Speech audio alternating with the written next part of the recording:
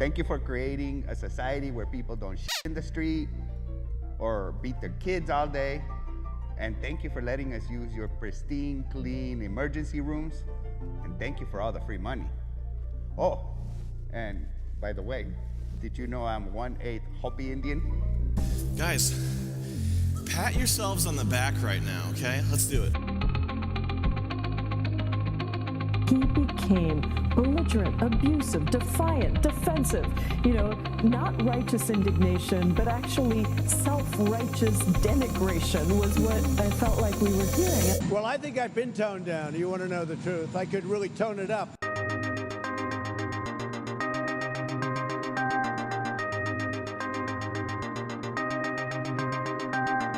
I rejected those answers. I chose something different. I chose the impossible. I chose Rob Rants. That's right, I chose Rob Rants, and so should you.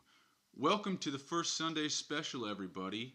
You're probably going to be hearing this on Monday or Tuesday due to the lethargic yet authentic editing that takes place here at the Rob Rants studios. But today, Rob Rants is going to be charging headfirst through the open border and beginning part 2 of the multiculturalism series. Before we begin, I hope that all 10 of you, I saw that we now have 10 subscribers. Round of applause.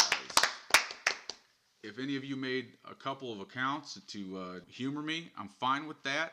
I'll take them where I can get them. But all 10 of you, so thank you. I hope you took 10 minutes out of your weekend to listen to the inspirational words of Titus Jesus and his sermon, The Parable of the Friendly Caravan.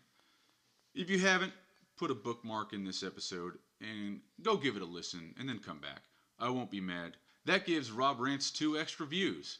Desperation so thick you could cut it with a dull cartel knife. Anyway, I have a couple guys here who listened to the Parable of the Friendly Caravan.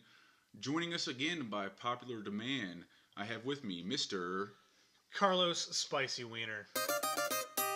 And also, I have with me... Yep, this is the Raptor, a small town, blonde-haired, blue-eyed suburbicon looking to make a difference in the world. And today, I am Titus Jesus. See, friends? Relevance. But moving on, gentlemen, what did you think of the Parable of the Friendly Caravan? It's the most racist thing I've ever heard in my entire life. The biggest thing about illegal immigrant supporters... Whoa, man. Hey, this was a parable. You are drawing your own conclusions here. Titus Jesus. I am Titus Jesus. I don't know who Titus Jesus is, but Titus Jesus did not interpret it that way. That was a parable. Do I need to go back? What did I say? A spiritual lesson? So you inferring that. I'm watching you, Raptor. Please forgive me, Titus Jesus. Jesus. Jesus. Oh, sorry. If you're not willing to take these people into your own home and keep your doors unlocked at night, then you have no skin in this game. You should probably just shut up. Well, that was I think the takeaway that Titus Jesus was going for. The analogy there was country's like a home. If someone is at the border of your home, we'll say that that's the door of your house. You tend to act a little differently if it's your home versus like magic dirt. And I think what Titus Jesus is trying to say that you should be forced to clothe, feed, bathe these people at the point of a gun, under the thumb of the government, not by your own free will. Maybe that was in the original Hebrew. That was the interpretation. There was, with a lot of these things, it's subject to interpretation and translation. You may be onto something there. I mean, they passed through 109 countries to get to your house. Oh, boy. Just to show that I'm in solidarity with this whole open borders thing, I got some Dos Equis here I'm getting pickled with, and it's brown, Mexican, and delicious, just like I am. But yeah, I personally believe that once you equate anything to your home or something that you are personally invested in, it changes the dynamic. If something is mandated or something is suggested and this whatever this is happens out of your sphere of influence, then you tend to care a lot less. But if I was to say that a meteor is going to hit, but it's hitting somewhere in America, or if a meteor is going to hit and it's going to hit in your backyard, you're going to react a bit differently. Wait, I thought we were talking about counties and not the whole galaxy. Okay. Space. America is the only galaxy that matters, though. Okay. You get what I'm saying here. I know this seems pretty lowbrow, but I mean that I just feel like it's an accurate strategy because, like, what would you do, Raptor, if you heard there were 8 people coming to your house? What did you think about that makeup where there's 6 men, 1 woman, and a child? Titus Jesus was not a fan of that fictional sausage fest. Yeah, very interesting considering the fact that it represents these migrant caravan numbers accurately. They say that these women and children, but most of these people are men who are fleeing their own countries instead of trying to make them better. We'll say they are talking about the migrant caravans. I mean, it was coincidental that a montage of migrant caravan clips was added on to the end of that episode, very tastefully, in my opinion. Do you remember seeing the pictures of some of these individuals? Fat fatties, from the word of Titus Jesus. Fat fatties. There was a lot of porkers out there. Hey, speaking of the women and children, they provide awesome photo opportunities for. It was very strange that in that actual image, there was. It seemed like it was like a impromptu movie scene where they had multiple recordings going on, and that very rotund, tiny woman and her children who looked 5 to 6 to 7 years old were wearing diapers. Well, how many camera crews were around? How would you feel about that, Carlos Spicy Wiener? A fat woman and her kids who are 6, 7, or 8 years old, still in diapers, and they're coming to your home. That sounds like a real problem. They tried to hire Michael Bay, but he was actually still filming Transformers 7. Man, at the time, so no explosions. So an incendiary grenade rather than like a tear gas. They wanted explosions at the border, but he was too busy to accommodate. She was wearing that very unflattering Frozen shirt. That was, that's ironic. Frozen, if you remember, we're always every year educated when it comes to Halloween. What you can wear, what you can't wear. I distinctly remember that in Halloween you were not allowed to wear anything Frozen related, anything else related, because it represented white beauty and white supremacy. Ironic that you can't culturally appropriate whiteness, dude. Well, all I know is that I distinctly remember you couldn't dress your kids up like Elsa because that was offensive. It created an optic of white beauty and white supremacy. But someone who didn't get that memo was that Porky Pig-looking woman and her diaper-laden children when they were stomping out a gas grenade. I was very confused by that image. That image that was foisted on us. You may not like it, but the definition of beauty is about 350 pounds, hypertensive, and on the brink of diabetes. Yeah. But enough about Heather Heyer. What are your guys' thoughts on the word we? And I'll give it to you more specifically. We as Americans should do this. Well, for one, where I live has nothing to do with the we that's in California or New York, Florida, hell, even Indiana. It's almost like we're reaching a point where this whole centralized government doesn't really make much sense, because I completely agree. I think that someone in, we'll say, Los Angeles has very little to do with whatever obscure part of the Los country. Angeles. Yes. Say it right, Jesus. All right, my bad.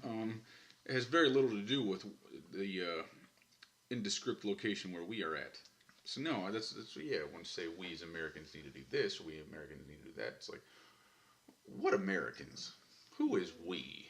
Yeah, and I think that the politicians that make the laws and the decisions in this country, they're so out of touch because they don't live in the same neighborhoods or the cities that we do. Excuse me, but that representative lives in my home. He's a representative of me.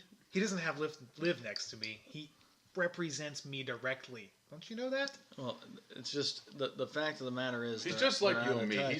You've got a security detail that follows you around everywhere, correct? That's true. Okay. That's true. I do. The Raptor. Special forces. Talons. You have these politicians and they try to defend themselves by saying, "Oh, I live in Washington D.C. in Prince George's County, and there's 2 black people that live in our neighborhood.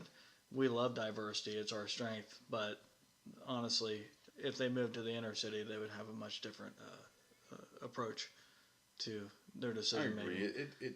There's a level of irony that comes from spouting out the word "we" or "us" or just any kind of monolithic group.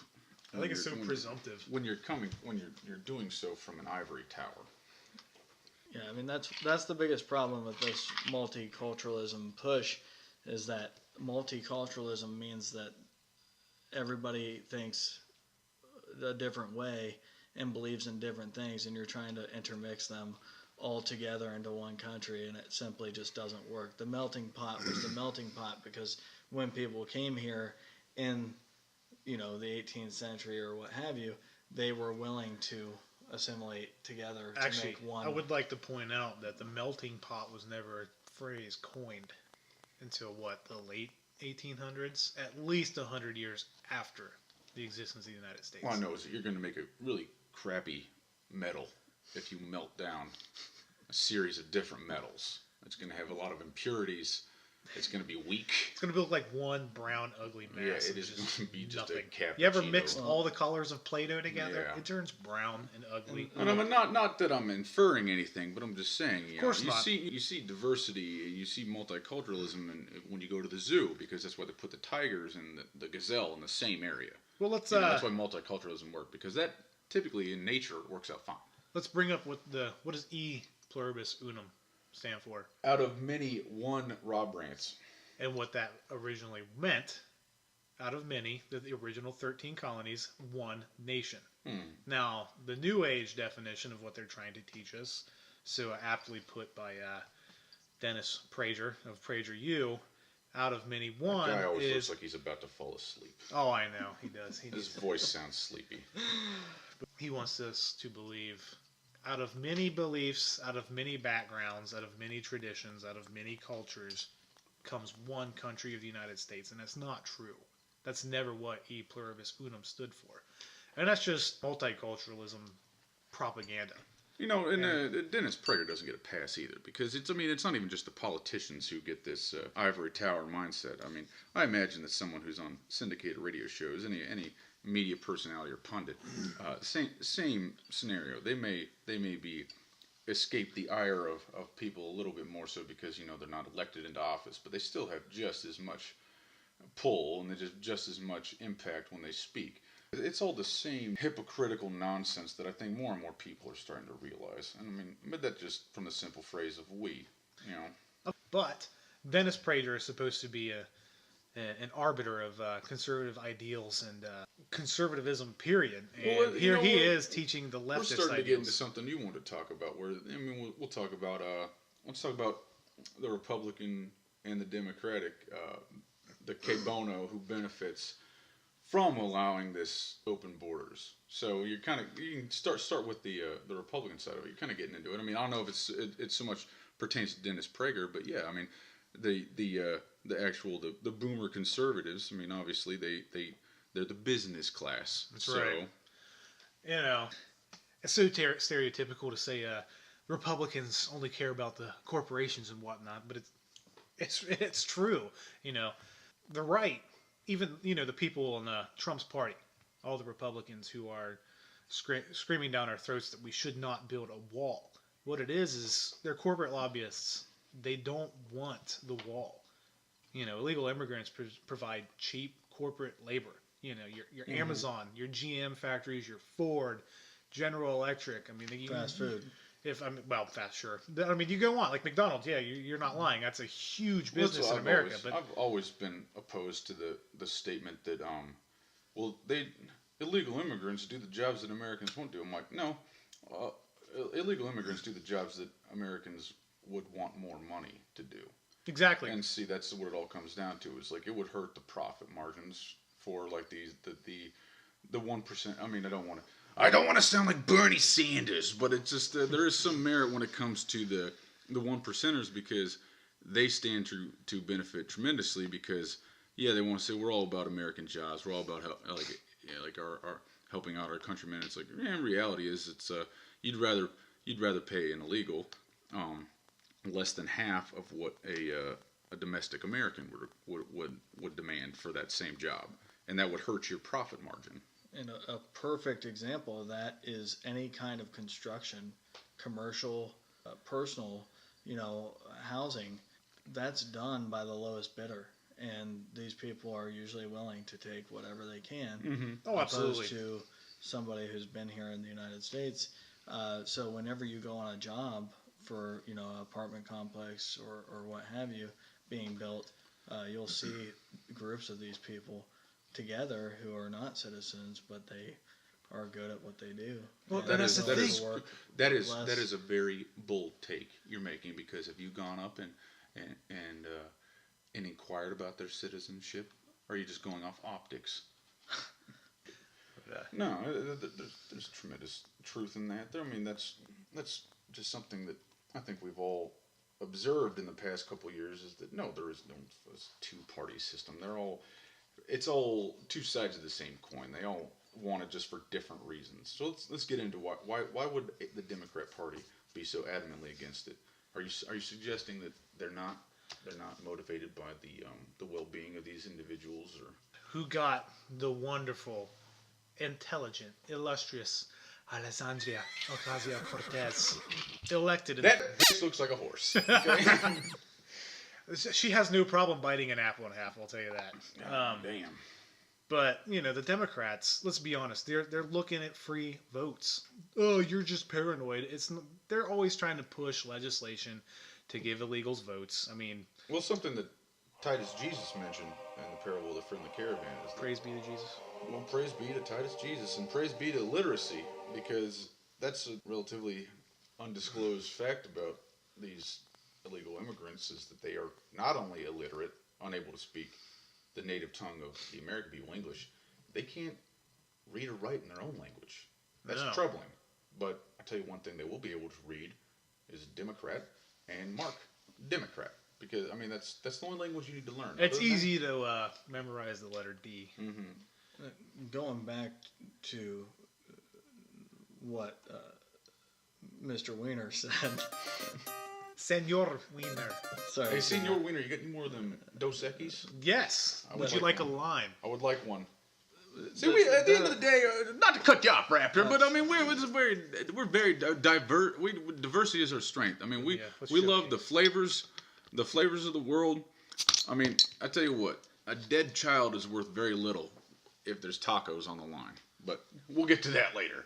But going back to what Carlos Spicy Wiener said about Democrats just looking for votes, this is why they're so adamant about voter suppression laws and voter ID, because they want to loosen up the restrictions at the ballot box so that people can just walk in there and vote with no valid ID or. Oh yeah. Well, did you guys notice that when they did the recounts? Remember that recount campaign by cringy Jill Stein and her scarf, and they only did recounts in like select states. Strangely enough, they didn't do like a recount in California.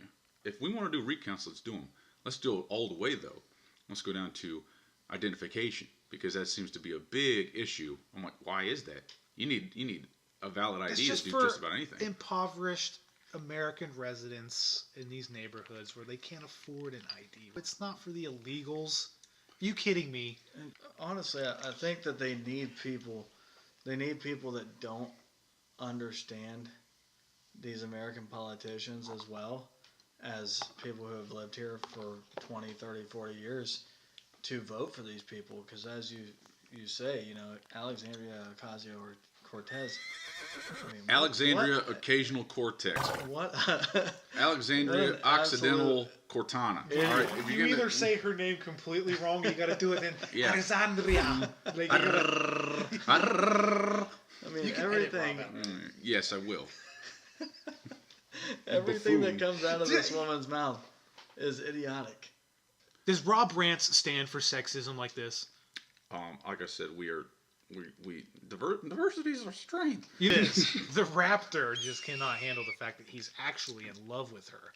And he's projecting it in this denial and middle school insult, pick on the girl that he likes, pull her pigtails kind of thing. It's accurate. She's a Pull solid her- 7.5. Pull her out of 10. incisors. I bet you that woman wears a size 12 shoe. Jesus Christ, man.